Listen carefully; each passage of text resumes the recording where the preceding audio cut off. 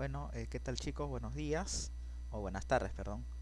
Eh, bueno, a ver un ratito. Ya.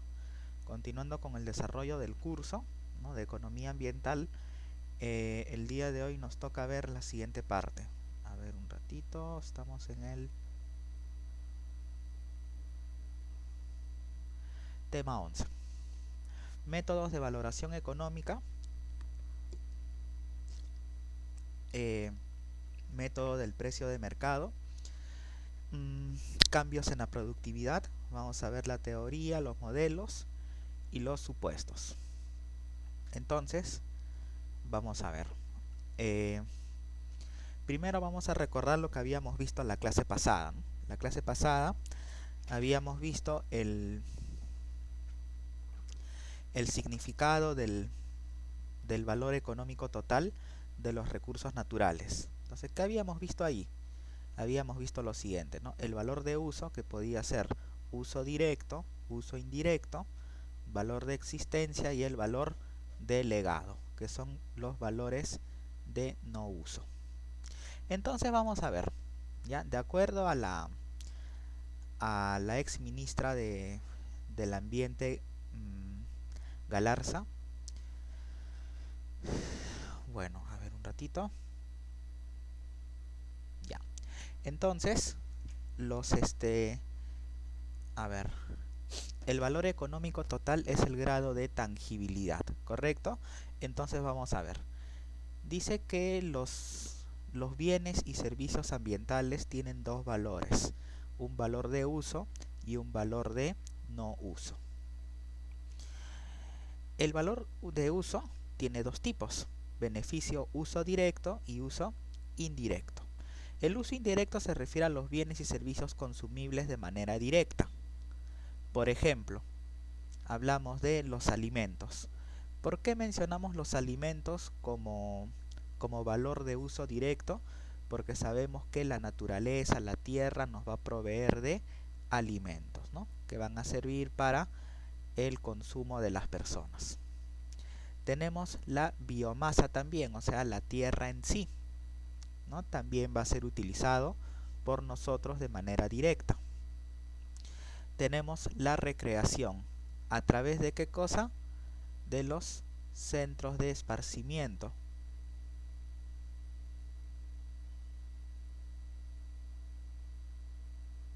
Por ejemplo, podría ser los bosques, etcétera. Y en la parte de la salud, porque la naturaleza nos va a proveer, pues, alimentos, ¿no?, que van a servir como fármacos naturales, ¿no?, como productos naturales que van a beneficiar la salud de las personas, ¿no?, o van a mejorar nuestra calidad de vida. Listo. Beneficio de uso indirecto. ¿Qué quiere decir? El uso directo es lo que nosotros vamos a consumir, o sea, qué bienes, qué servicios, qué recursos nos va a proveer la naturaleza, ¿correcto? El uso indirecto se refiere a las facultades funcionales. ¿Para qué va a servir? ¿Para qué va a servir el medio ambiente? Tiene funciones ecológicas. Por ejemplo, podríamos decir también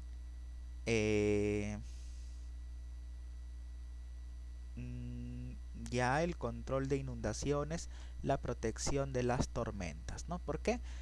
Porque si el medio ambiente está en condiciones normales, ¿qué quiere decir? Que no ha sufrido alteraciones significativas, no ha sido, pues, degradado por el ser humano, va a estar en equilibrio y nos vamos a beneficiar con todos los aspectos positivos, con todas las bondades de la naturaleza, etcétera. Luego vamos a tener nosotros el beneficio valor opción, que vendrían a ser los valores de uso directo e indirectos, ¿no?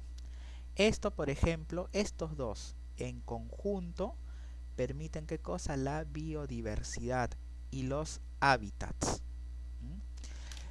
Yo siempre utilizo como ejemplo la iguana que me compró mi mamá cuando tenía 10, 10 años aproximadamente. La compramos, me la llevé a la casa, la alimentamos unos días, creo que me duró una semana a lo mucho, o unos días, y se murió. No se alimentaba, comía poco, pero ¿por qué? Porque estaba fuera de su hábitat. Entonces ahí tenemos el beneficio valor opción. O sea, el valor de la naturaleza, que vendría a ser la mezcla de los valores directos y los valores indirectos, o los beneficios, perdón, de uso directo e indirecto. ¿Por qué? Porque estos dos en conjunto, por ejemplo, beneficio de uso directo, que nos provee alimentos, ¿correcto? Salud, recreación. Y el uso indirecto, que vendría a ser las funciones ecológicas, las funciones reguladoras, por ejemplo, del medio ambiente. Entonces, esa función reguladora del medio ambiente, ¿qué es lo que va a hacer? Va a formar un ecosistema, y en ese ecosistema vamos a habitar nosotros. Entonces ahí vamos a ver la biodiversidad, por ejemplo, a nivel de especies. Especies marinas, especies, ¿cómo se llama? De seres vivos, etc. Y los hábitats. ¿Y qué es el hábitat?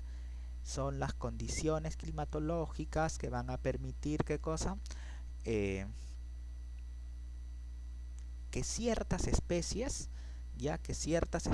puedan habitar esos lugares. Entonces vamos a ver acá, ¿no? A ver, ¿qué es un hábitat? ¿No? Es un ecosistema. ¿Te das cuenta? O sea, el hábitat es el lugar donde vamos a vivir, ¿quiénes? Los seres vivos. ¿Correcto? Entonces, la ciudad, por ejemplo, donde tú vives, ¿no? Que es Yurimaguas, o muy al margen del lugar donde tú estés, eso es un hábitat. ¿Por qué? Porque es un ecosistema en el que nos reunimos seres vivos y convivimos en armonía. Entonces, ese hábitat tiene condiciones climatológicas. El tipo de, bueno, no el tipo de aire, sino el tipo de clima, el aire también, si es húmedo, si es seco. Después, el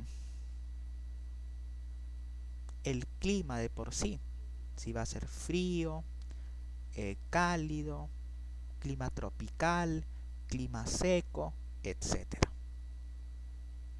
Entonces ahí quienes van a vivir algunas especies. Entre ellos vamos a estar nosotros.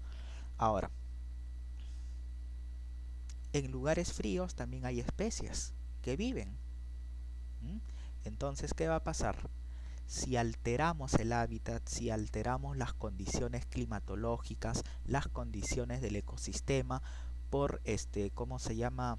Por la interacción hombre-naturaleza, ¿qué es lo que va a pasar? Simplemente cambiamos las condiciones y las especies entran en un proceso de extinción, así de simple. O lo otro es que no van a tener la capacidad de adaptarse a las nuevas condiciones climatológicas. Pero ustedes dirán, ¿no? ¿Y cómo ocurre eso? O sea, no entiendo. Ya. Ese cambio en las condiciones climatológicas es rápido y es constante. Entonces, si el clima está en constante cambio, en constante modificación, entonces las especies no van a tener tiempo para adaptarse a ese nuevo clima. Y eso es lo que nosotros estamos viendo ahora, por ejemplo, ¿no? Ahora hay más sismos, hay ¿cómo se llama? Tornados, tormentas, rayos, y eso es ¿cómo se llama? Evidencia de que no estamos cuidando bien nuestro planeta. Porque en condiciones normales esas cosas deberían ocurrir una vez a las 500, pero estamos viendo que estas cosas están sucediendo con mayor frecuencia. Entonces eso es un problema, o sea, es un indicio del cambio climático. Listo, entonces tenemos acá el valor de uso. Entonces, cuando hablamos de valor de uso, nosotros nos referimos a qué cosa? Al valor de uso directo, que se refiere a los productos, a los recursos que nosotros vamos a consumir y que nos va a proveer la naturaleza. Perfecto. Alimentos, recreación, salud. Listo. El valor de uso indirecto se refiere a la funcionalidad de la naturaleza. Funciones ecológicas, control de inundaciones, protección de tormentas. ¿Por qué? Porque la naturaleza de por sí tiene capacidad de autorregulación de la temperatura. En condiciones normales los climas no van a cambiar demasiado. La Tierra va a absorber parte de la energía solar, pero el incremento pues va a ser poco significativo. Pero ahora, por ejemplo, cada año la temperatura de la Tierra puede aumentar en 0.1 grados. Es regular. Uno puede decir, sí, pero 0.1 es un número chiquito. Claro, es pequeño. A ver, un ratito, incremento de la temperatura de la Tierra. Aquí está.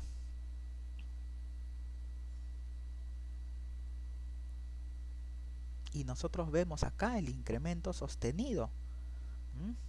Aquí vemos cómo ha aumentado la temperatura, ¿no? Entonces estamos ante un problema. Esto se refiere a las temperaturas. O sea, mira lo que está pasando acá, ¿no? O sea, nosotros podemos decir sí, 0.1 grados no es nada. Es correcto, tienes razón. Es un incremento poco significativo. Ok. Imaginemos que tu temperatura normal es 37 grados. O 36 vamos a ponerlo. 36, 36 y medio, 37. Ya. Entonces supongamos que ahorita tu temperatura promedio, tu temperatura diaria es 37 grados. Tú dices ya, cada año aumenta 0.1. Ya, ¿eso qué quiere decir? Que para el otro año vas a tener 37.1. Luego 37.2. Dentro de 10 años tu temperatura va a ser de 38. ¿Qué pasó? O sea, todos los días vas a tener fiebre. Y si la aumentas 20 años más, llegas a 40. O sea que en 30 años, mira cuánto ha aumentado. Entonces, es un incremento poco significativo, sí. Pero el problema es que después la temperatura corporal va a aumentar. Y nosotros sabemos que el mantener temperaturas elevadas también hace daño a los órganos. Si sigue aumentando la temperatura corporal, puedes llegar a tener convulsiones. Ahora, sí, pero son 30 años. Yo en 30 años puedo hacer muchas cosas. Es correcto, pero también puedes no hacerlas. Entonces ese es un problema. Ya, ese es un inconveniente. Entonces lo que nosotros tenemos que hacer es conservar la temperatura de la Tierra, porque los lugares que van a estar más cercanos al mar, ¿no? Estas pequeñas islas son las que van a estar en peligro. ¿Por qué? Porque se va a desbordar el agua, se va a desbordar el mar. La temperatura de toda la Tierra va a aumentar.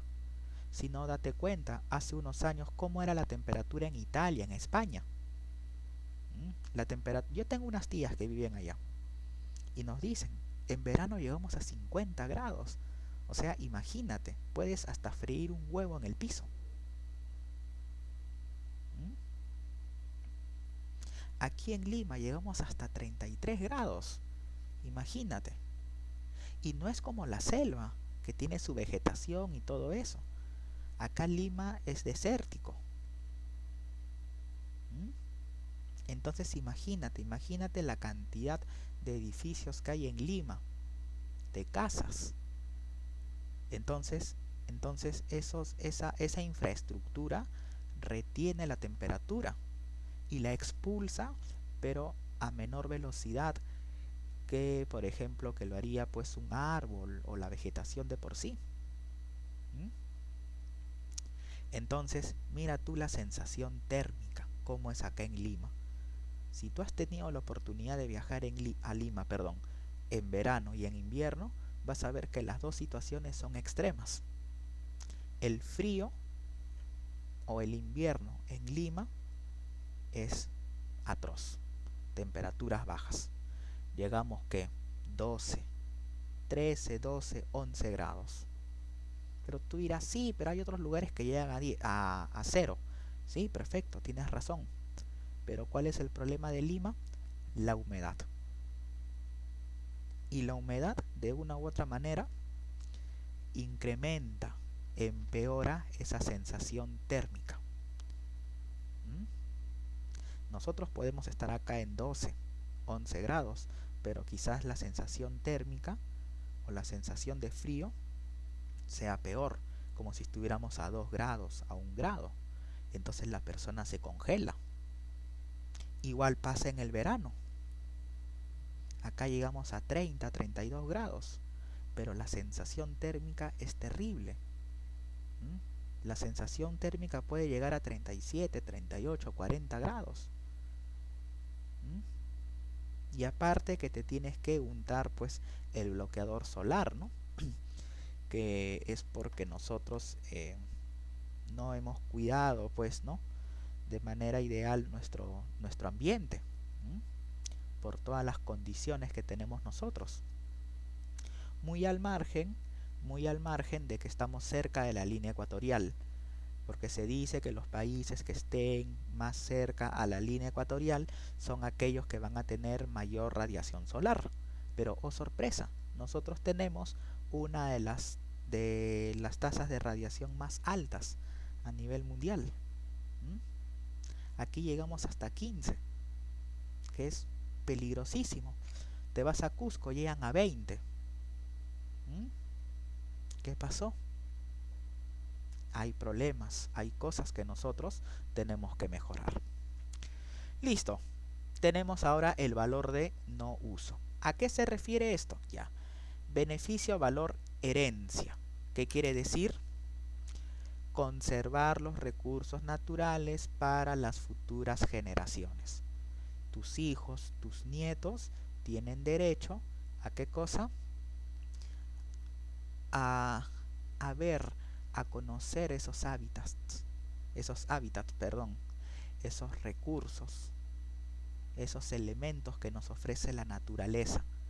Y en especial tenemos que cuidar ¿qué cosa? Los recursos renovables, porque los no renovables tarde o temprano se van a extinguir, ¿no? Por ejemplo, ¿no? Se habla tanto de que Venezuela tiene las mayores reservas petroleras, sí, pero es un recurso natural no renovable. Entonces lo que nosotros tenemos que conservar, lo que nosotros tenemos que cuidar son nuestros recursos renovables. ¿Mm? Hay especies que entraron en proceso de extinción o en peligro de extinción y que desgraciadamente, ¿no?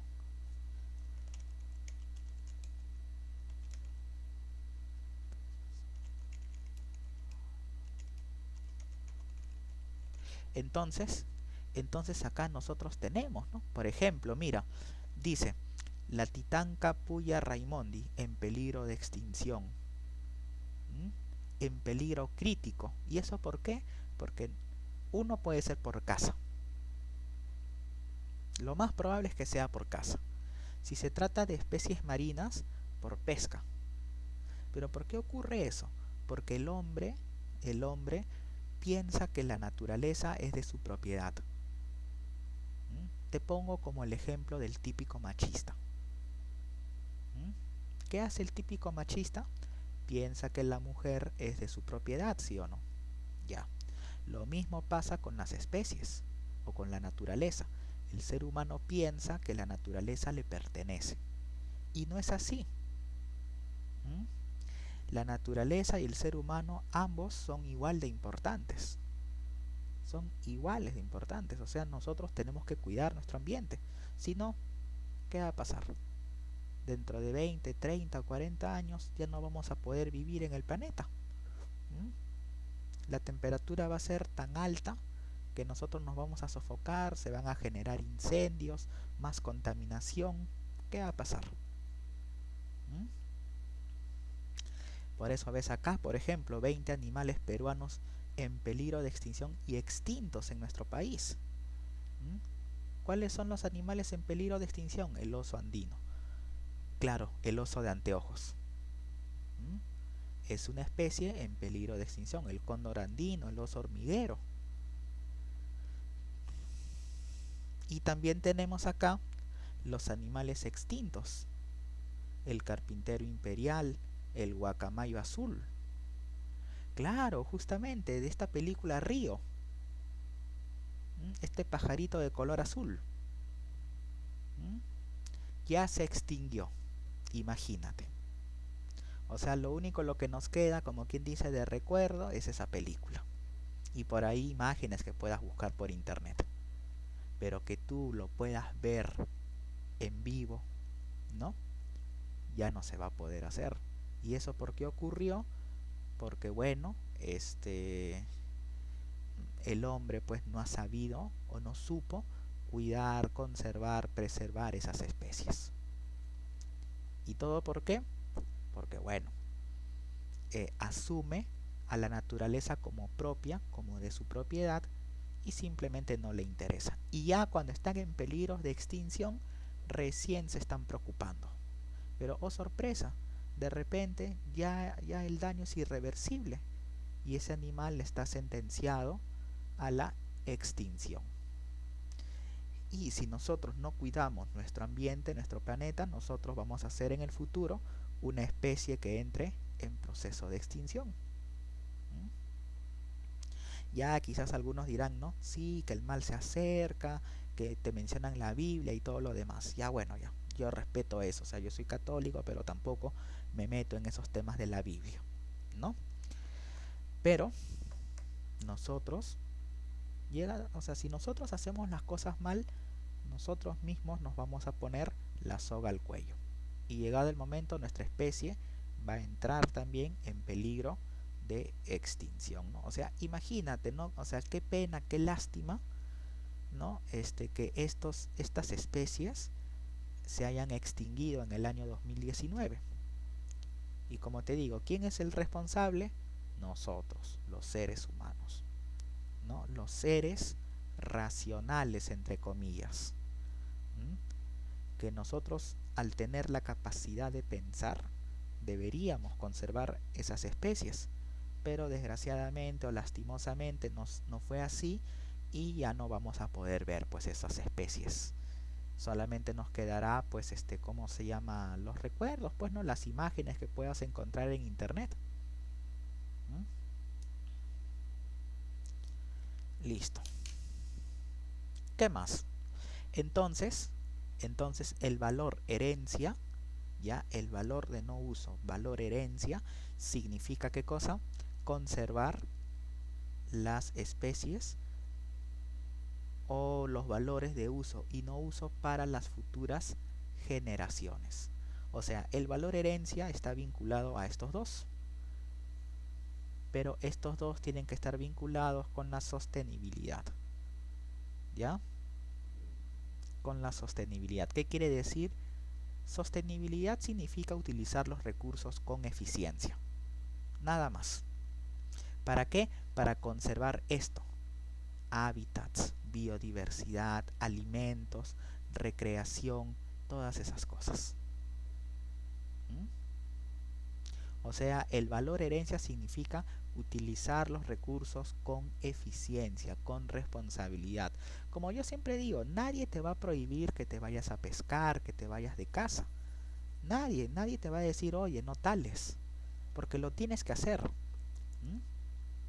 Es parte de, pero el problema es cuando se hace de forma irresponsable, de manera, se podría decir, descontrolada, ¿sí? Listo. Y el valor de la existencia, ¿no? El valor propio de la naturaleza.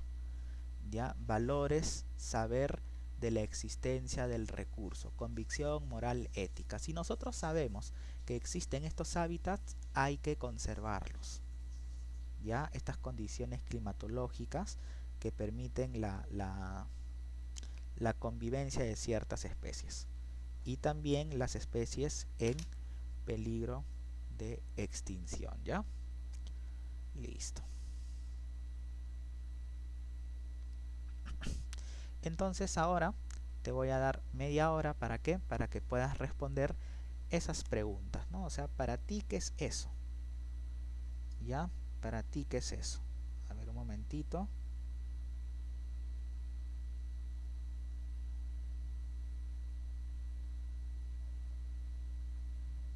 Entonces, ustedes van a tener 30 minutitos, ¿para qué? Para investigar. Obviamente no vas a decir el valor de uso, pues como yo te lo estoy comentando en clase, ¿no? Sino que, ¿qué entiendes por valor de uso, por valor de no uso? El valor intrínseco. ¿Qué significa eso? ¿Y qué significa para ti precio de mercado? Y esto es, vamos a incluir un término adicional. Producción, productividad. Listo. Entonces ahí tienes tu media horita para investigar, para debatir con tus compañeros, ¿no? Y poder tener pues esos conocimientos, esa respuesta a la definición de dichos términos. ¿Ya? Listo. Entonces ahora sí, vamos a entrar, como quien dice, de lleno al tema de hoy.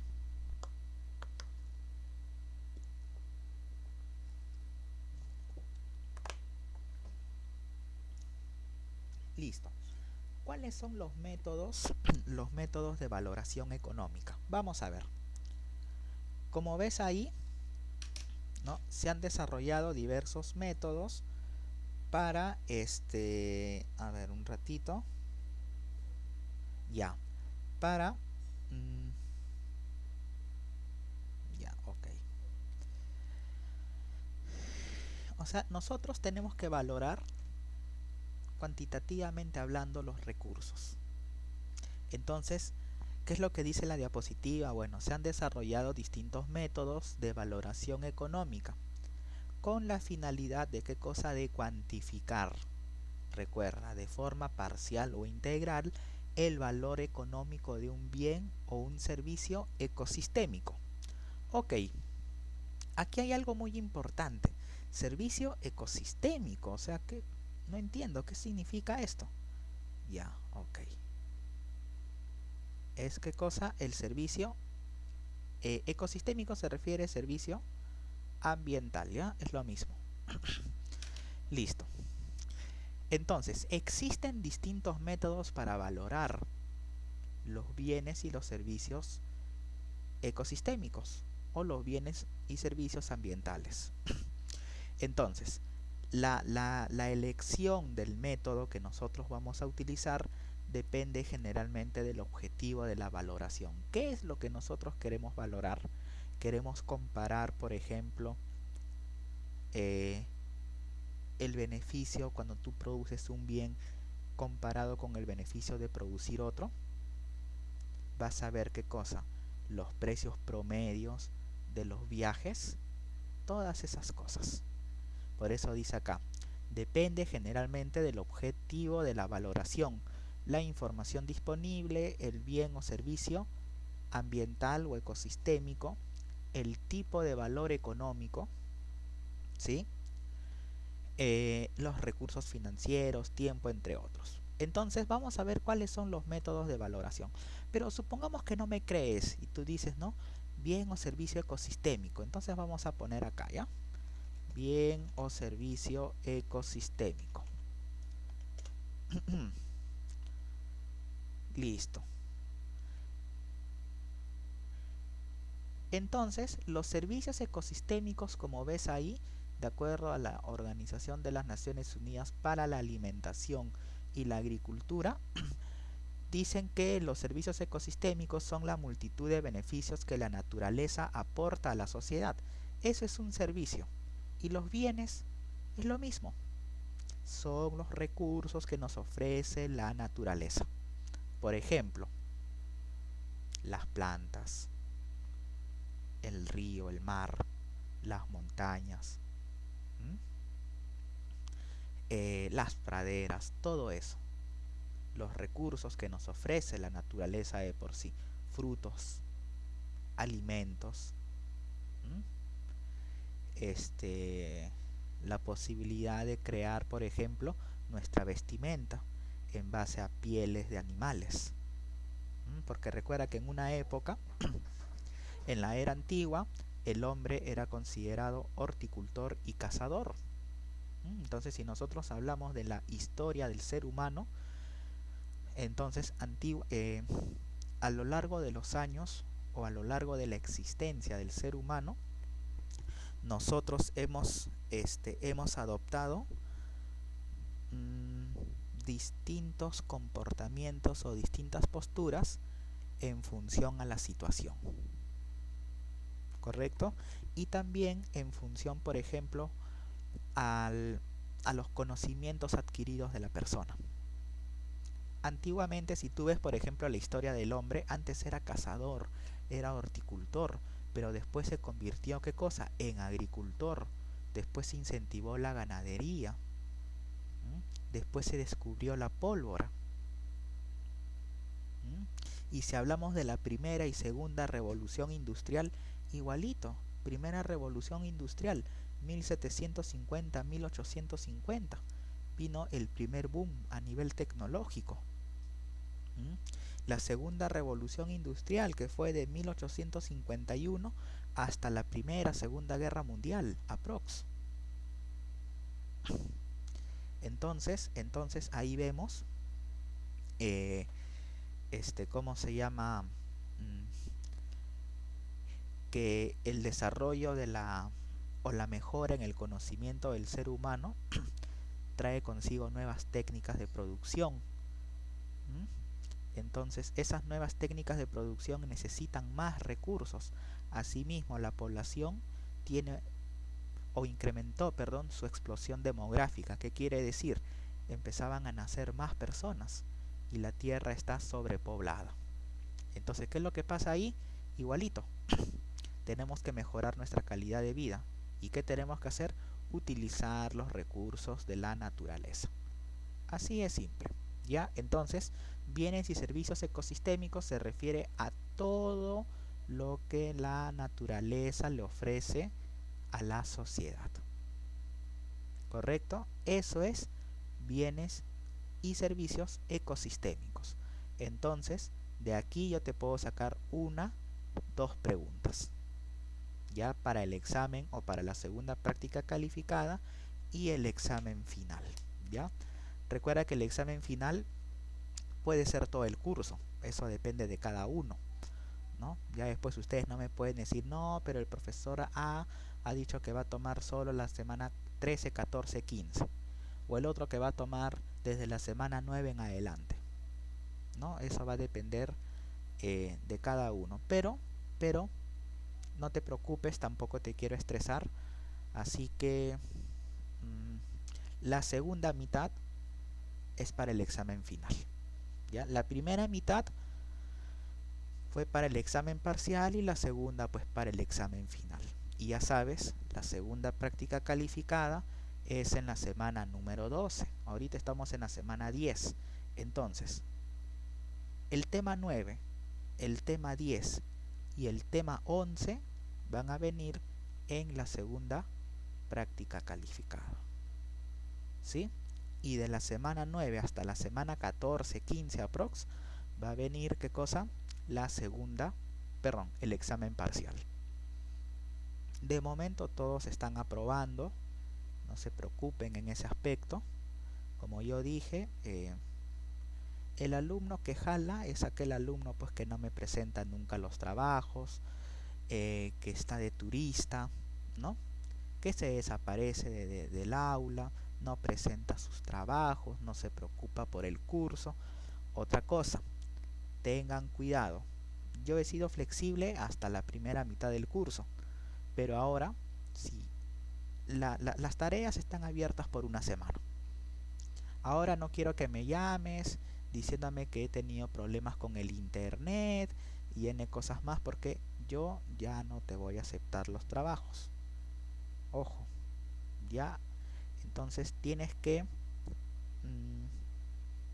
tienes que ser un poquito más responsable, pues, ¿no? O sea, si tú sabes, por ejemplo, que en Yurimaguas hay problemas con la cobertura de internet, entonces toma las medidas del caso, pues, ¿no? Haz tus tareas el día que corresponde. Si te toca conmigo el día jueves, haz tu tarea el día jueves y ya tienes ahí la tarea resuelta. Entonces trata de enviar la tarea el mismo día. Si no puedes ese día, ponte, ya la hiciste y oh sorpresa, se va la luz, entonces intentas al día siguiente, intentas al día subsiguiente y así sucesivamente. Y yo no creo que todos los días se presenten los mismos problemas, porque por ejemplo, no todos los días hay tormentas, no todos los días hay lluvias, no todos los días se va la luz. ¿Ya? Entonces tomen las medidas del caso, porque yo a partir de la segunda mitad, tolerancia cero. O sea, si no presentaste, lo lamento, tienes 0 en las tareas que corresponden, ¿ya? ¿Por qué? Porque hay que ser exigente, pues, o sea, ya está demostrado. Cuando uno le da facilidades algunas veces al alumnado, suelen pues aprovecharse, abusar un poco de la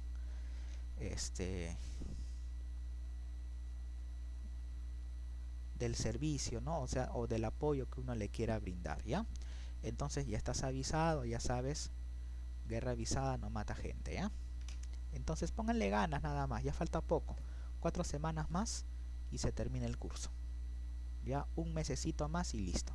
Se acabó, tendrás tus vacaciones, no sé cuántas semanas descansarán, pero aprovecha, ya, aprovecha bastante. Recuerda que la educación universitaria en universidades públicas es gratuita, al menos la primera vez, ¿no? Y así jalas, pues tienes que pagar por el curso, pero aprovecha al máximo, pues, ¿no? Yo te dejo mi número, por si tienes alguna duda me consultas con toda confianza, ¿no? Pero en esta oportunidad sí, ya no voy a ser flexible, ¿ya chicos? Listo, sigamos. Entonces vamos a ver cuáles son los métodos de valoración económica. ¿De qué manera nosotros vamos a asignar o vamos a estimar un valor a los bienes o servicios ecosistémicos o ambientales? El primero, los métodos basados en valores de mercado. ¿Y cuál es ese método de valoración económica? Precios de mercado. Entonces, ¿en qué nos vamos a basar? En métodos basados... perdón. Ya, precios de mercado significa que nosotros vamos a determinar ¿qué cosa?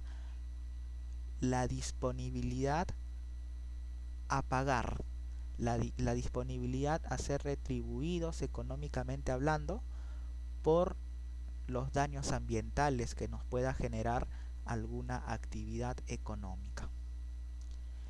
Y también tenemos los métodos basados en las preferencias relevadas. Tenemos los cambios en la productividad. ¿Para qué? Para comparar cuál es el beneficio de la comunidad, por ejemplo, si produces un bien y si produces otro. ¿Cuánto se van a beneficiar los pobladores? Después tenemos el costo de viaje, precios hedónicos, costos evitados, valoración contingente, experimentos de elección y transferencia de beneficios. No te voy a mencionar los otros, ¿por qué? Porque en la clase de hoy vamos a ver los dos primeros, o sea, el método de valoración por precios de mercado y los cambios en la productividad, ¿ya? Listo. A ver.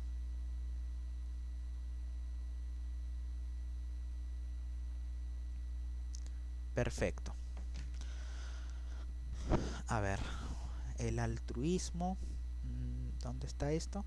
Comprende motivos como el legado a las futuras generaciones, la donación y la compasión por las personas y los animales, ¿no? Ya, ok. Listo, entonces vamos a ver el primer método, que es los métodos basados en valores de mercado. precios de mercado. Entonces vamos a ver, ¿no? Dice ahí, es el método más sencillo que se aplica para asignar valor a muchos bienes o servicios, provistos por el ecosistema. En pocas palabras, bienes y servicios ecosistémicos. ¿Correcto? Para ello, dice, se utilizan los precios de un mercado nacional o internacional ya existentes, dependiendo. Generalmente es precios de mercado, nacionales, ¿no? ¿Por qué? Porque este se trabaja aquí en Perú. Los precios, como ves ahí, son definidos por la interacción entre la oferta y la demanda. ¿Eso qué quiere decir? Que vamos a trabajar con nuestro modelo. Demanda y oferta. La interacción de estas dos fuerzas de mercado permite determinar el precio y la cantidad. Por eso dice acá, los precios son definidos por la interacción entre productores y consumidores a través de la oferta y la demanda. Pero este es citado por Figueroa. Ahora, pero otra cosa, esto es en un mercado competitivo. O sea, siempre se asume el mercado ideal, ¿ya? El mercado esperado, el mercado de los sueños de los economistas, ¿ya? Nosotros siempre vamos a hablar del mercado de competencia perfecta o el mercado competitivo. ¿Por qué? Porque en este mercado no hay fallas, no hay fallos de mercado, o sea, no hay imperfecciones, no hay a ver cómo se llama, no hay información privilegiada, o sea, todos tenemos acceso a la información. Los productos son iguales. ¿Por qué son iguales? Porque es una característica del mercado competitivo, que el producto sea homogéneo, que hayan muchos compradores, muchos vendedores, ¿ya? Luego, que nosotros nos sintamos igual de bien que si nosotros le compramos a un productor u otro. O sea, ¿qué quiere decir? No hay diferenciación en los recursos. Los productos son totalmente idénticos. Ahora, los compradores y los vendedores van a estar desorganizados. ¿Por qué?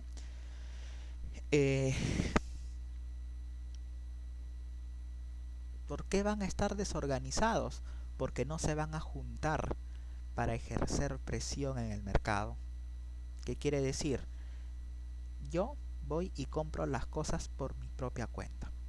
El vecino va y compra las cosas por su propia cuenta. El productor 1 también produce sus recursos por su propia cuenta. Y así sucesivamente. Pero ¿qué pasa si hay colusión? Colusión, ¿qué significa? Unión. Que se van a agrupar parte de las fuerzas de mercado. Entonces, ¿qué va a pasar ahí? Estas personas se juntan. Y cuando las personas se juntan, forman un equipo. Y este equipo va a tener la capacidad de poder influir en el precio de mercado. Entonces nosotros no queremos eso. Por eso asumimos que en este mercado hay atomicidad de mercado. ¿Qué quiere decir? Que nosotros, o sea, que tanto compradores como vendedores no se van a juntar, no se van a coludir. ¿Para qué? Para ejercer presión o a la baja o a la alta en el mercado, en el precio, de un recurso. Por eso, el valor de uso, mira, ojo, para que veas la importancia de estudiar microeconomía. Y bueno, yo no sé quién te habrá enseñado microeconomía, ¿no? Pero es importante que tú entiendas el tema. ¿Por qué? Porque con estos modelos nosotros podemos hacer valoración ambiental. ¿Y de qué manera valoramos el uso? Lo valoramos, dice, a través de una estimación del excedente del consumidor y el excedente del productor. Pero ojo, no quiere decir que nosotros lo vamos a estimar como soles o como dólares, sino que simplemente esto, ¿para qué nos sirve? Nos sirve para cuantificar el bienestar del consumidor. O sea, este es el bienestar, ¿no? El bienestar del consumidor. Y este es el bienestar del productor. Entonces, ahí nosotros podemos ver el valor de uso de los bienes. ¿Y cómo los vamos a valorar? En función al bienestar que le va a generar tanto al consumidor como al productor. ¿Ya? Listo. Excelente. Entonces ahí tenemos nuestro primer método de valoración. ¿Qué más? ¿Qué otra cosa nos dice? Vamos a ver un ratito. Uy, ¿qué pasó? No borra. A ver, ya está.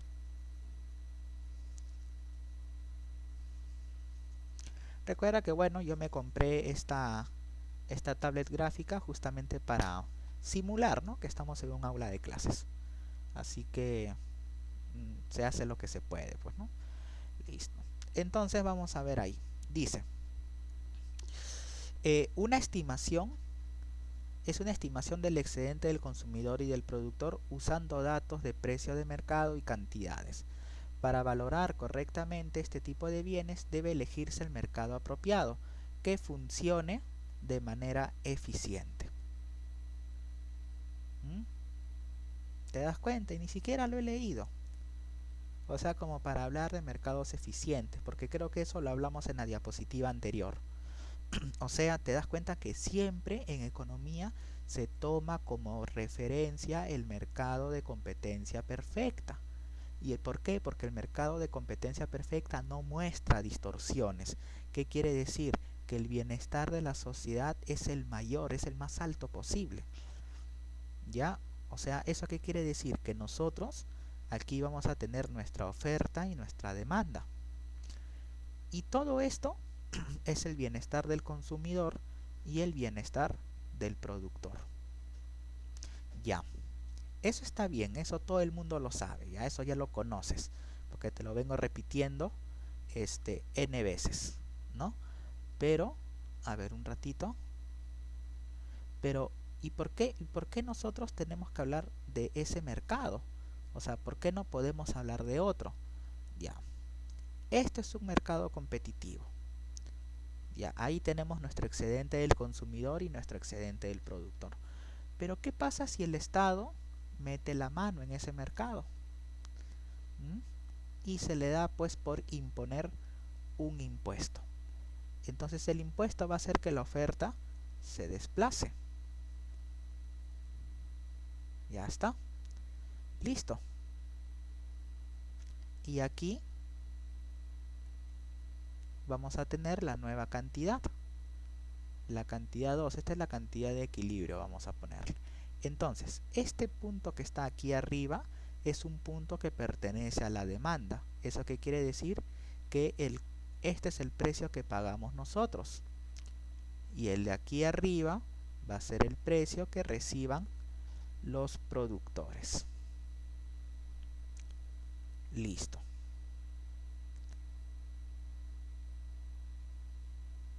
Ya está.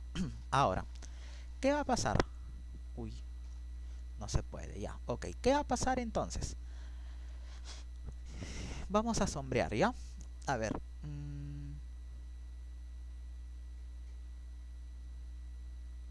Ya. Esta área que voy a sombrear de color amarillo, esta área chiquita, este pequeño rectángulo que estamos viendo, ¿ya? Este rectangulito, ¿es qué cosa? Es parte del excedente del consumidor. ¿Te das cuenta? O sea, al inicio el excedente del consumidor era todo este triángulo, pero ahora el excedente del consumidor es este triángulo chiquito. O sea, el consumidor pierde bienestar. Pero ¿qué es lo que pasa? Que parte de ese bienestar que tenía el consumidor es absorbido por el Estado. ¿Gracias a qué? Gracias a los impuestos. Ahora, vamos a sombrear acá, igualito. Tenemos esto, lo que estoy sombreando acá, ¿ya? Que está tipo así con escarcha, algo así. Esta partecita de acá ¿ya? ¿Era qué cosa? El bienestar de los productores. Este es parte del bienestar de los productores, pero que es absorbido por el Estado. O sea, antes los empresarios recibían un precio mayor. ¿Y cuál era el precio mayor? El precio más alto era este. Ellos recibían este precio de equilibrio. Pero ¿qué es lo que pasa? Como el Estado aplicó un impuesto, entonces ahora ellos cobran un poquito menos. Entonces los productores pierden bienestar. No lo veas, o sea, no lo veas como recursos, no lo veas como ganancia monetaria, sino velo como bienestar. Entonces, ahí el productor está perdiendo bienestar. Listo. Ahora, ¿qué pasa? ¿Qué pasa aquí? En este triangulito chiquito que estoy sombreando de color gris. Este triangulito chiquito es parte del excedente del consumidor, ¿correcto? Que no se sabe a dónde va. Eso no va ni para el productor ni para el Estado. Entonces es una pérdida en el bienestar de la sociedad. De igual manera, este triangulito de abajo, el que estoy sombreando ahorita, también es parte del bienestar del productor que no va a manos de nadie. Entonces a esto se le llama pérdida de eficiencia social. Listo. Ahora, ¿qué pasa en un monopolio? A ver, ¿qué pasa en un monopolio? Ojo, no estoy hablando del juego de mesa, ni se te ocurra pensar eso. Ya, a ver, déjame ver si me acuerdo cómo era esto, ¿ya? A ver. Listo. Entonces acá, vamos a ver el caso de un monopolio. Se supone que el profesor que te enseñó microeconomía debió explicarte esta parte. Entonces igual, vamos a poner acá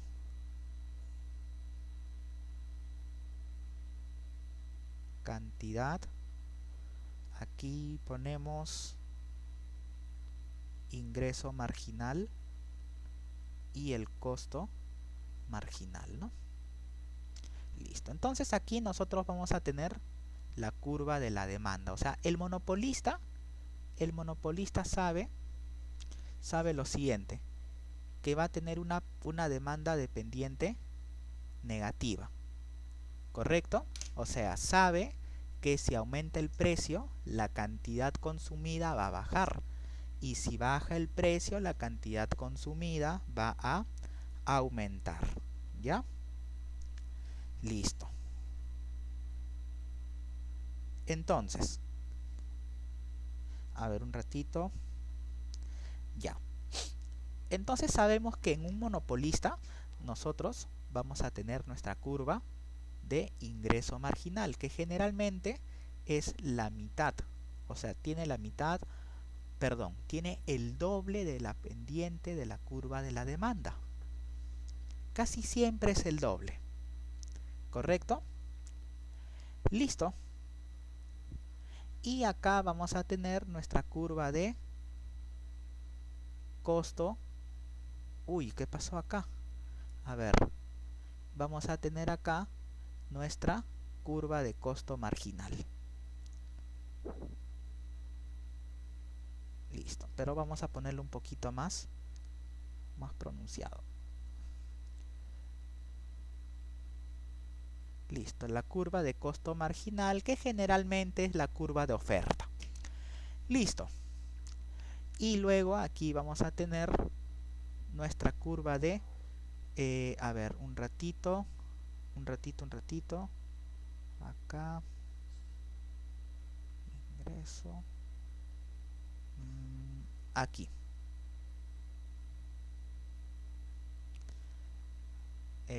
A ver, un ratito. Costo marginal. Costo. Ya, acá va a ir la curva de costo variable medio. Ya bueno, no importa. Ya está. El costo medio. Listo. igual aquí se concluye que la presencia de un monopolio pues va a generar pérdidas en la eficiencia social. A ver, un ratito. Ya está. Listo. Entonces, igual, ¿no? Nosotros tenemos ahí, por ejemplo, esta es la situación del mercado de competencia perfecta. Ya, esta es la situación del mercado competitivo. O sea que el mercado de competencia perfecta vamos a tener, ¿qué cosa? Esta situación. Pero ¿qué era lo que pasaba acá? La condición de maximización era la siguiente: ingreso marginal, ya, igual a costo marginal. ¿Correcto? Esa era la condición de maximización de beneficios. Entonces, ¿qué es lo que va a pasar acá? Nosotros tenemos que encontrar ese punto, y ese punto va a estar acá. ¿Correcto? Listo. Entonces, ¿qué va a pasar? Aquí vamos a tener nosotros una cantidad. Esta es la cantidad del monopolista. Y esto nosotros lo vamos a proyectar hasta arriba, tanto aquí como en esta parte de acá. ¿Ya? Ahora vamos a poner acá precio del monopolista A, B, C y el puntito D. Y aquí vamos a tener el costo medio. Ahora, yo voy a sombrear, a ver un ratito, de color, ya, de este color, ¿ya? Yo voy a sombrear todo esto.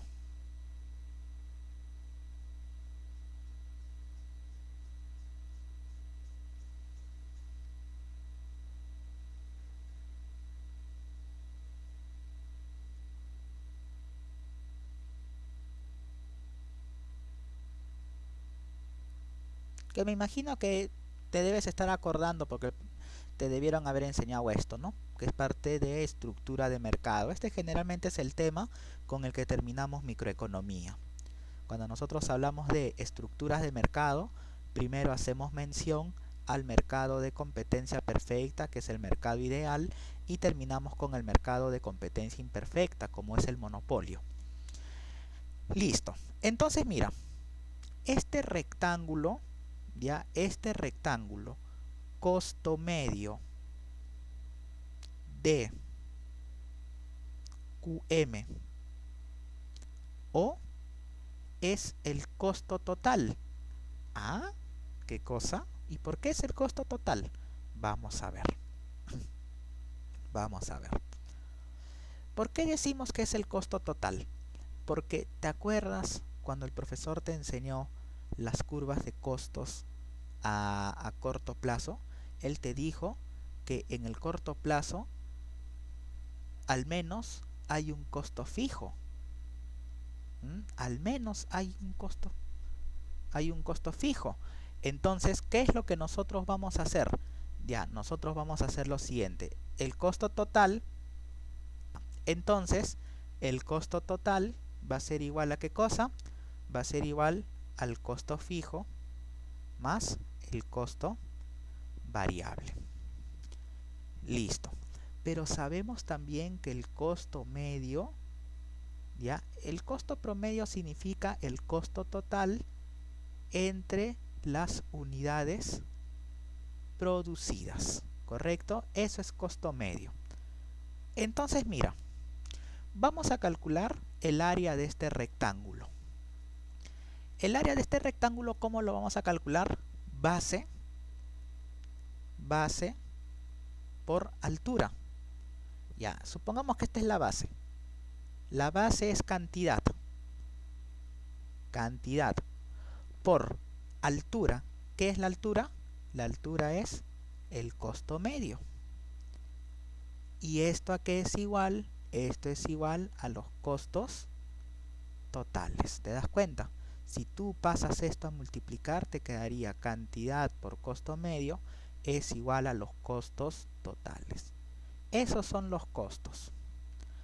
Ahora mira tú. Voy a sombrear este rectángulo.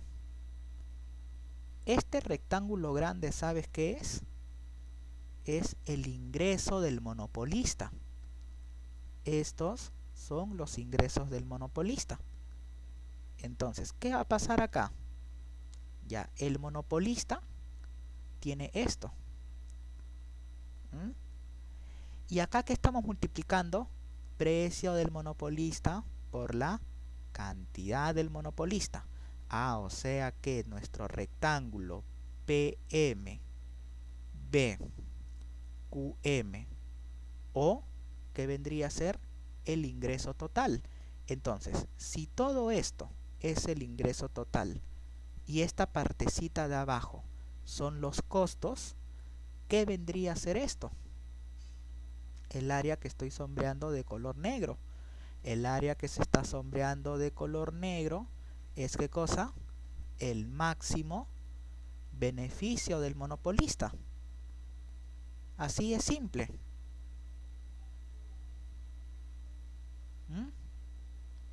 ¿Te das cuenta? ¿Y qué es lo que va a pasar acá?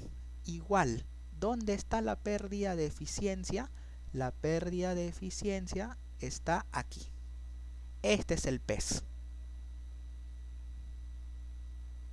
Ya, este es el pez. Entonces nosotros vemos que si hay monopolios, si hay oligopolios, si el Estado interviene, ya sea a través de impuestos o a través de subsidios, ¿qué es lo que va a pasar? Va a generar ineficiencias. ¿En dónde? En el mercado. Va a generar ineficiencias en el mercado. Entonces, ¿qué va a pasar? Nosotros no queremos que hayan ineficiencias. Entonces lo que vamos a hacer es lo siguiente. Vamos a asumir un mercado de competencia perfecta. Si nosotros asumimos el mercado de competencia perfecta, entonces ¿qué es lo que va a pasar? Nosotros vamos ¿cómo se llama? Vamos a operar en un mercado perfecto, en un mercado sin imperfecciones, en un mercado donde no haya poder de mercado, porque poder de mercado es esto. Poder de mercado es esto, ojo. El poder de mercado significa que se van a cobrar precios elevados. Entonces tenemos que ver eso. O sea, como el monopolista sabe que es el único productor de un recurso, ¿qué es lo que va a hacer? Va a cobrar el precio que más le convenga. Pero también podría, por ejemplo, restringir la cantidad del bien que éste va a producir. ¿Y qué es lo que va a pasar? La gente tiene que comprar. ¿Qué vas a hacer? ¿Vas a reclamar? ¿Vas a hacer una redada? ¿Te vas a agrupar con la otra gente? No, no puedes. Lo que haces es vas y compras. ¿Por qué? Porque vas donde el monopolista le dices, oye, ¿me estás cobrando mucho? Mira, si quieres me compras el producto. Si no, no. Allá tú. Es tu problema. Claro, obviamente no te lo va a decir así, ¿no? Pero te lo va a decir de una manera elegante, ¿no? Bueno, si no le gusta el precio, pues podría buscar otra propuesta. Y como el monopolista sabe que no hay otra propuesta, puede cobrar lo que le dé la gana. Listo. Entonces, vamos a operar en un mercado eficiente. Listo. Entonces vamos a ver cuáles son los supuestos de este modelito. A ver, un ratito. Ya está. Qué raro. Ya está. Y listo. Continuamos. Entonces, ¿cuáles son los supuestos? A ver, un ratito. Los supuestos son los siguientes. Dice, El bien o servicio ecosistémico a valorar es transado en un mercado. Ok, ese es el primer supuesto. O sea que el bien o el servicio ambiental a valorar tiene que ser transado en un mercado, de manera que la información de los beneficios vinculados están disponibles o pueden ser inferibles. ¿Y qué pasa si el mercado no es transado en un mercado? El producto, perdón, no es transado en un mercado, entonces hay información que no se puede adquirir, que no se puede conseguir, entonces nos va a complicar el proceso de valoración económica, y eso es lo que nosotros no queremos. Asimismo, las externalidades o fallas de mercado son mínimas. ¿Por qué? Porque si la externalidad es mínima, ¿qué quiere decir? El impacto social va a ser mínimo también.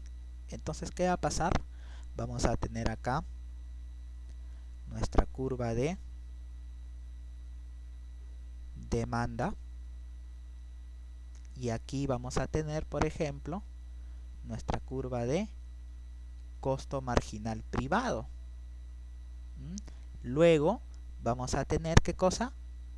Un costo marginal externo mínimo. Entonces, si el costo marginal externo es mínimo, quiere decir que el costo marginal social va a ser ligeramente más alto. Eso es lo que te dice. O sea que no haya mucha diferencia entre el precio de mercado con el precio socialmente aceptado. O sea, nosotros queremos que la diferencia sea mínima. Y esto es, la diferencia sería peor todavía. O sea, más pequeña todavía. O sea, sería así más o menos. Más pegadita. ¿Ya? Entonces, eso es lo que nosotros deseamos. ¿Ya? Listo.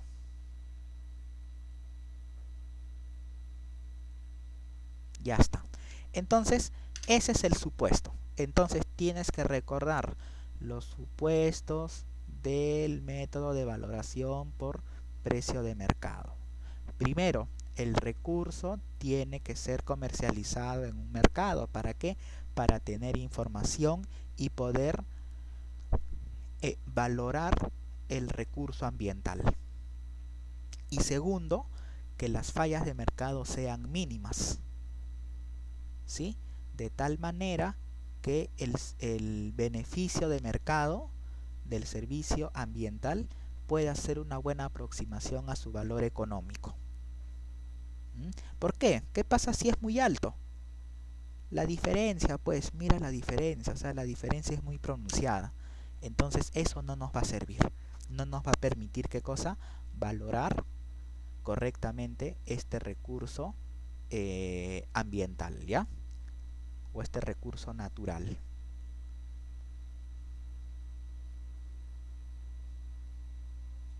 Listo. Sigamos entonces. Entonces ahí tenemos nosotros nuestro modelito de oferta y demanda. ¿Qué es lo que va a pasar? Ya, aquí va a pasar lo siguiente. ¿Qué es lo que dice la diapositiva? La diapositiva dice lo siguiente. Partimos de nuestra situación de equilibrio. Precio, cantidad. Aquí tenemos nuestra demanda y en esta parte tenemos la oferta. Sabemos que aquí tenemos el equilibrio inicial. Listo, entonces acá tenemos el precio de equilibrio y la cantidad de equilibrio. Entonces ya sabemos que esta área de acá, esto es el excedente del consumidor. O sea, sabemos que eso mide el bienestar de los consumidores. Y esta partecita mide el bienestar. O sea, la valoración que le va a dar los productores o los vendedores a ese recurso ambiental, ¿correcto? Listo. Pero ¿cuál es el detalle? El detalle es que acá nosotros podemos calcular los ingresos. ¿Y cuáles son los ingresos? Los ingresos es P por Q. ¿Mm? ¿Y cuánto valen los egresos? Los egresos valen P por Q también. P por Q también valen los egresos. Entonces nosotros podemos ver ahí, ¿qué cosa? Las ganancias o el bienestar del consumidor y del productor. Pero, ¿cuál es el problema? El problema es que toda empresa contamina. Recuerda que, de acuerdo a la versión antropocentrista de la contaminación, esta es una actividad que acompaña a todas las empresas a lo largo de la existencia del ser humano. ¿Eso qué quiere decir? Que todas las actividades que nosotros hemos realizado siempre han han contaminado. O sea, no hay actividad económica que no te vaya a generar contaminación ambiental. Entonces nosotros tenemos que considerar qué cosa, ¿cómo se llama? A ver, un ratito. Ya, tenemos que considerar el daño al medio ambiente. Entonces, aquí vamos a tener el costo marginal social. Listo, entonces este modelo permite ¿qué cosa? Valorar el bienestar de la gente en función a qué cosa, a las empresas contaminantes. Entonces, el método de valoración por precios de mercado significa que nosotros vamos a encontrar el valor del recurso natural en función a qué cosa, a la oferta y demanda de ese recurso. O sea, la interacción entre la oferta y la demanda de un recurso natural va a permitir qué cosa, estimar el valor de este recurso. Ya, eso es lo que pasa ahí. Ya, ahora volvamos a la diapositiva. Como ves ahí, también puede haber un incremento de la oferta. No hay ningún problema, ¿no? Aquí tendríamos, por ejemplo, los cambios en el excedente, ¿no? Acá tendríamos el excedente del productor, ¿no? Y aquí tendríamos el excedente del consumidor, perdón. Y aquí tendríamos el excedente del productor final, ¿no? El excedente del productor final. Entonces vemos ahí qué cosa, cambios en el excedente de los consumidores. O sea, de qué manera cambia el bienestar de las personas cuando, por ejemplo, se incrementa la oferta de ese recurso, cuando se reduce la oferta de ese recurso natural. Por eso ves acá. Asimismo, una manera alternativa de estimar el excedente del productor es la estimación del beneficio económico. Este equivale al margen de ganancia proveniente de la venta de un bien. En este caso hablamos del ingreso total. Entonces, aquí vamos a hacer otro gráfico. ¿Cómo vamos a calcular ese beneficio? Ya, ok, no hay problema, te lo explico, sino que lo voy a hacer en un nuevo gráfico. ¿Por qué? Porque no quiero, pues, ¿no?, que te me vayas a confundir. A ver, un ratito, y hasta acá.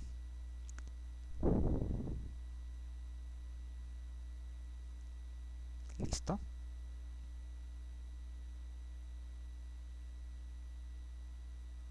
Cantidad, precio, demanda, oferta y la oferta dice que se va a desplazar.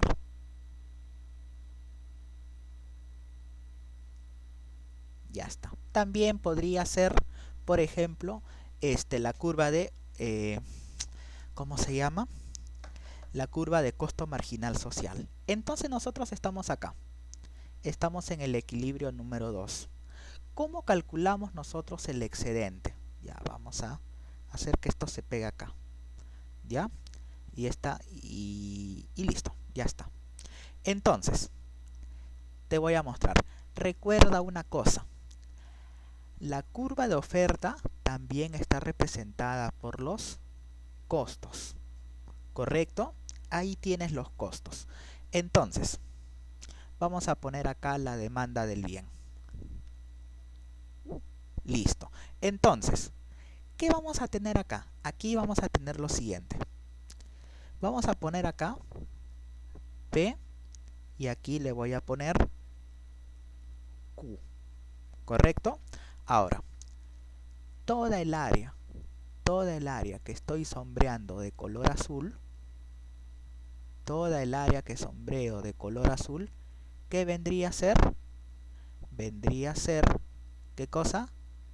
El ingreso. ¿Por qué? A ver, no entiendo, explícame. Ya, perfecto, no hay problema. Vamos a poner acá el área del rectángulo P, E2, Q, origen, es el ingreso. ¿Por qué? Porque tienes que multiplicar base, que es Q, por altura, que es P. Y recuerda que el ingreso es P por Q. Ese es nuestro ingreso. Ahora vamos a ver esta área de aquí abajo. ¿Ya? Esta área representa los costos. ¿Ya? Los costos de la empresa, los costos totales. ¿Ya? Esto es el costo total. Entonces, el área del triángulo, o del, perdón, no del triángulo. A ver, del trapecio F,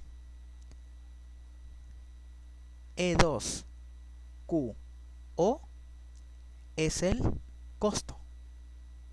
¿Correcto? Y por último, el área del triangulito de color naranja o medio mostaza, este triangulito que tengo aquí arriba, ¿qué vendría a ser?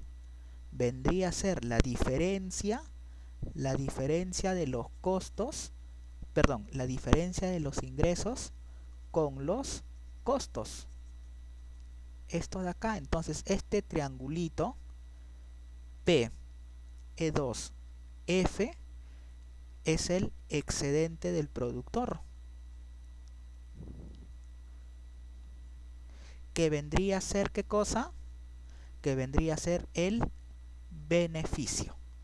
¿Y cómo se calcula esto? Ingresos totales, que es todo este rectángulo grande, menos costos totales, que es este trapecio. Entonces así se demuestra que esta partecita de acá es el excedente del productor. ¿Te das cuenta? No es nada complejo. ¿Ya? Listo. Vamos a continuar entonces. ¿Cuáles son las ventajas? Que el modelo es ligeramente sencillo. Los precios reflejan el valor económico que las personas le dan a estos bienes y servicios ambientales. En este caso, la disponibilidad a pagar. Los precios, cantidades y costos son relativamente fáciles de obtener en los mercados establecidos. O sea, lo podemos valorar de una manera más sencilla. ¿Cuáles son las desventajas? Que no todos los bienes tienen el mismo acceso a la información. ¿Ya? O sea, no todos los bienes y servicios ambientales son transados en el mercado de manera que hay acceso limitado a la información. O sea, hay productos que no se venden en el mercado. Entonces, no hay forma de valorar esos recursos. Ante la existencia de imperfecciones en el mercado, los precios no reflejan el verdadero valor económico. ¿Por qué? Porque sabemos que los mercados competitivos son escasos. No hay muchos de esos mercados. Entonces generalmente requieren la intervención del Estado para eliminar o tratar de reducir esas imperfecciones. Y no permite estimar el valor de no uso. Recuerda que el valor de no uso es ¿qué cosa? Esto de acá. Valores, por ejemplo, de existencia, valor de herencia, o sea, de transmitir esos recursos a las futuras generaciones. ¿Por qué? Porque este modelo no es dinámico, sino es estático. ¿Ya? Listo. Y acá tenemos un caso 1 que ustedes lo van a leer, ¿ya? Donde pueden ver, pues, por ejemplo, valoración económica mediante la metodología de precios de mercado. Ya, entonces como les iba diciendo, ¿no? Ustedes van a leer este caso práctico donde se aplica pues el método de valoración por precios de mercado. Listo. Ahora vamos a ver la parte de los cambios en la productividad. Dice, permite estimar el valor de uso indirecto. Recuerda que el valor de uso indirecto son ¿qué cosa? Los beneficios funcionales del ambiente, a través de su contribución a las actividades del mercado. Por ejemplo, podemos valorar la tierra. ¿Qué tanto nos va a beneficiar si cambiamos el cultivo, por ejemplo? ¿Ya? Por eso dice acá, estimando el impacto de este atributo en la producción de un bien o servicio que cuenta con mercado. Se basa en la teoría de la función de producción, donde el atributo ambiental es un insumo dentro del proceso de producción. Por ello, este método solo sirve para estimar el valor del atributo ambiental que el medio natural proporciona a una actividad económica existente. Un cambio en el atributo ambiental implicará una variación en la producción del bien, lo que afectará el bienestar de los individuos. Entonces, en resumen, este modelo de valoración permite ¿qué cosa? Estimar el valor del atributo ambiental. ¿Correcto? O sea, ver, por ejemplo, cómo beneficia a la población el cambio de repente de producción de un determinado bien. Ya sea, por ejemplo, en la parte de los beneficios, en la parte de los costos, en la parte del abastecimiento, etc. ¿Cuáles son los supuestos? El bien o servicio ecosistémico a valorar debe constituir un insumo o factor relevante de la producción de un bien que cuente con el mercado. Por ejemplo, producción de papas. Podría ser, sí o no. El precio del bien de mercado debe ser conocido o inferible. O sea, que tenga estructuras de costos definidas. ¿Para qué? Para que nosotros podamos determinar el precio de ese bien. El modelo básico se divide en dos etapas. Primero es la determinación del efecto físico, es decir, establecer la relación entre el bien o servicio ecosistémico y la producción de un bien en el mercado. Segunda etapa, estimación monetaria. Nada más. Eso es lo único lo que tenemos que hacer en este modelo de estimación, de valoración, modelo de valoración económico-ambiental. Entonces yo te puedo preguntar, ¿no? Modelo que permite o método que permite, por ejemplo, valorar los atributos, por ejemplo, de la tierra y comparar el beneficio de la población cuando se produce un bien y cuando se produce otro. Eso es cambios en la productividad. Listo. En la primera etapa, entonces, la determinación del efecto físico se puede determinar de la siguiente manera: resultados de investigaciones o pruebas de laboratorio, experimentos controlados en los cuales se inducen directamente los cambios. Es como, por ejemplo, cuando se quieren hacer pruebas para verificar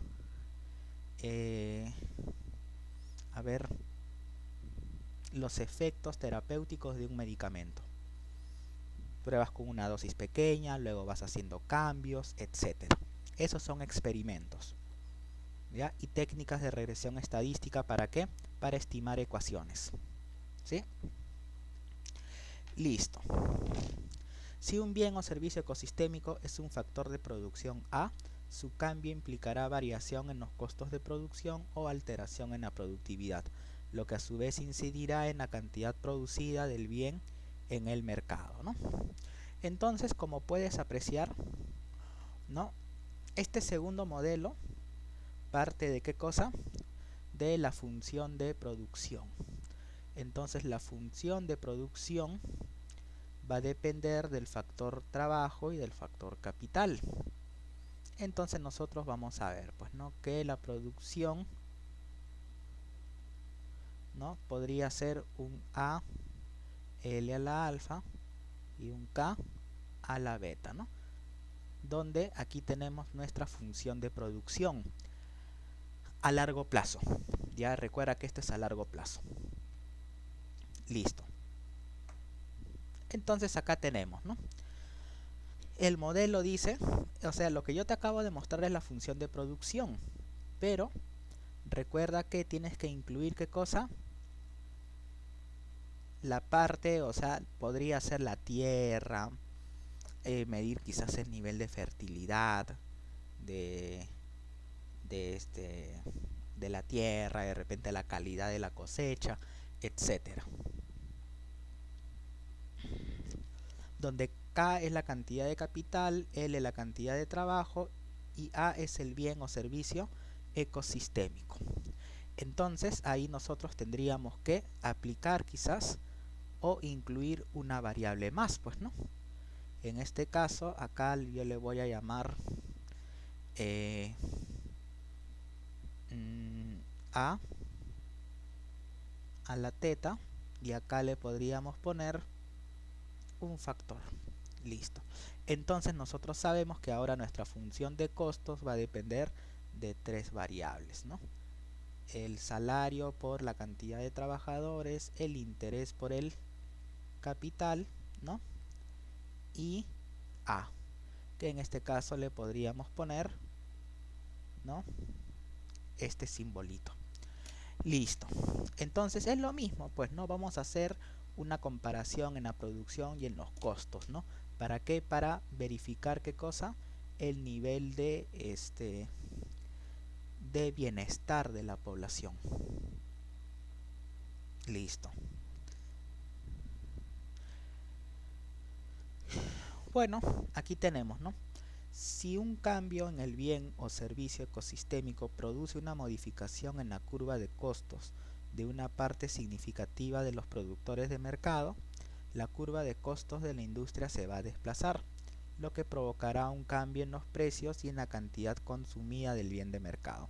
Por ejemplo, si se considera que un incremento en la calidad del agua de riego, disminución de la concentración de metales pesados, aumenta la producción por hectárea y se traduce en una disminución de los costos unitarios.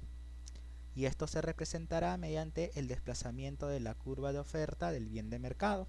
En el siguiente gráfico, este desplazamiento estará representado por el paso de O0 a O1. ¿Por qué ocurre eso?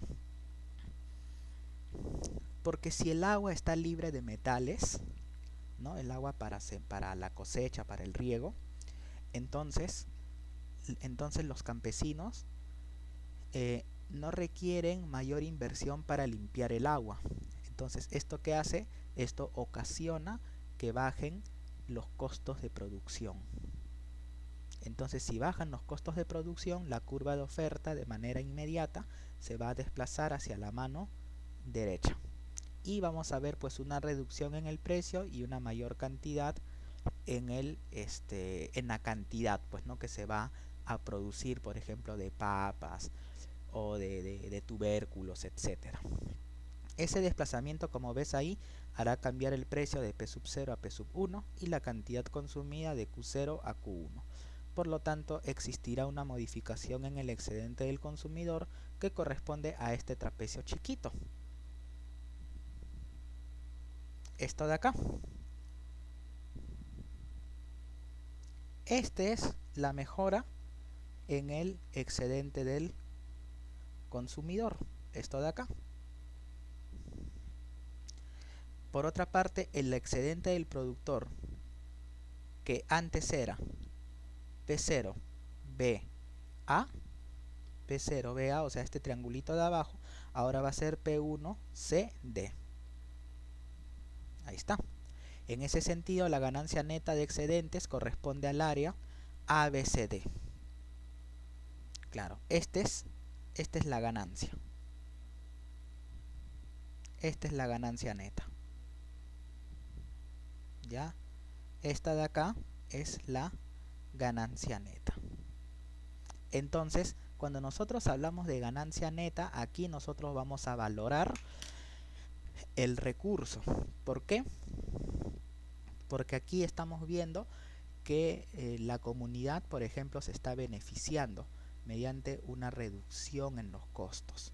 Entonces todos nos vamos a beneficiar, tanto productores como consumidores. Entonces el valor de ese cambio neto en el excedente será el valor atribuible al cambio en el bien o servicio ecosistémico. ¿Eso qué quiere decir? Que nosotros vamos a valorar los bienes y servicios ambientales en función al bienestar de la población. ¿Sí? Entonces recuerda, en economía ambiental no vamos a hablar de soles, dólares ni nada, sino vamos a hablar de bienestar. Bienestar de los consumidores, bienestar de los productores, bienestar de la sociedad. Perdón. Listo. Entonces, ¿cuál es la ventaja? Que este método permite estimar el valor de uso indirecto, o sea, los beneficios de los recursos ambientales. Limitaciones: el establecimiento de las relaciones entre el bien o servicio ecosistémico y el efecto que produce en el bien. Listo. En ocasiones es muy difícil determinar el efecto individual de un bien o servicio ecosistémico entre un conjunto de ellos. Listo. Las relaciones causa-efecto también no se sabe, o sea, tiene sus limitaciones, no todos los métodos tienen sus pros y sus contras, ¿ya? Listo. Acá tenemos un caso 2 que fue del caso de Cañete para que ustedes puedan revisar, ¿no? Y sí, pues, y en realidad eso sería todo, pues, ¿no? Porque en realidad esto ya es repetitivo, ¿no? Ya esto ya es repetitivo. Entonces, a ver un ratito, te voy a mostrar la tarea, ¿ya? A ver, ambiental,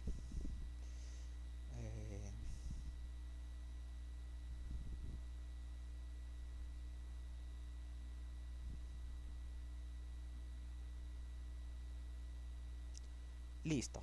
Entonces, aquí en la página Ecoportal.net, ya ustedes van a leer esto también y van a emitir su opinión, ¿ya? A ver, entonces te voy a dejar acá el link, a ver, de la tarea. Vas a tener 100 minutos, ya, revisar el link y emitir su opinión. ¿Correcto? Ya, el tema dice las 5 zonas con mayor pérdida de bosque en la Amazonía. Vas a opinar respecto a ese tema, ya, un análisis, menciona cuáles son esas 5 zonas que reportan mayores pérdidas de bosques, ¿sí? Y luego emites tu opinión, ya. No hay un límite de hojas, tampoco me vas a hacer pues unas 2, 3 rayitas, ¿no? Unos 2, 3 renglones, al menos media hoja como mínimo, ¿ya? ¿Para qué? Para que me pongas tus opiniones. Y listo, eso sería todo. Entonces, como puedes ver, en el tema de hoy hemos visto ¿qué cosa? Hemos visto los métodos de valoración ambiental, ¿no? También tienes que recordar esto, el método de uso directo, indirecto. El método directo significa ¿qué cosa? Los bienes y servicios consumibles, lo que nos ofrece la naturaleza. ¿Mm? Frutas, paltas, lo que sea. El beneficio de uso indirecto se refiere a los beneficios que te va a ofrecer la naturaleza en sí. Suelo fértil, ríos, etcétera. ¿Sí? Valor opción significa una mezcla de valor de uso directo e indirecto. El valor de uso directo e indirecto en conjunto forman la biodiversidad, los hábitats, los ecosistemas. Después viene el valor de no uso, la sostenibilidad, el valor herencia, garantizar, asegurar que los recursos van a quedar o van a permanecer mucho tiempo y que las futuras generaciones se puedan beneficiar de esos recursos. Y el valor existencia quiere decir el cuidado, el tratar de conservar ya el valor propio de la naturaleza, que son los hábitats, las especies en extinción. ¿Sí? Luego vimos los dos primeros métodos, precios de mercado y cambios en la productividad. Precios de mercado, cuando nosotros valoramos los bienes y servicios en función a qué cosa, a los cambios en los excedentes. Y los cambios en la productividad para medir qué cosa, la valoración de un recurso ambiental, que en este caso podría ser la tierra, ¿no? Ver de repente la calidad del agua, la calidad de la tierra, la calidad de las cosechas, ver en qué aspecto la comunidad se beneficia por ese cambio, por ejemplo, en ¿cómo se llama? En el recurso que te ofrece la naturaleza. Un cambio podría ser, por ejemplo, agua contaminada versus agua poco contaminada. Entonces ahí vemos que va a generar una reducción en los costos y por lo tanto va a haber un mayor beneficio en la sociedad. Entonces ese incremento en las medidas de bienestar tanto del consumidor como del productor va a permitir calcular qué cosa o estimar el valor económico de ese recurso natural. ¿Ya? Listo, eso sería todo. Entonces nos estamos escuchando la siguiente semana. ¿Ya? Voy a subir la tarea. Muchas gracias, hasta luego, que les vaya bien.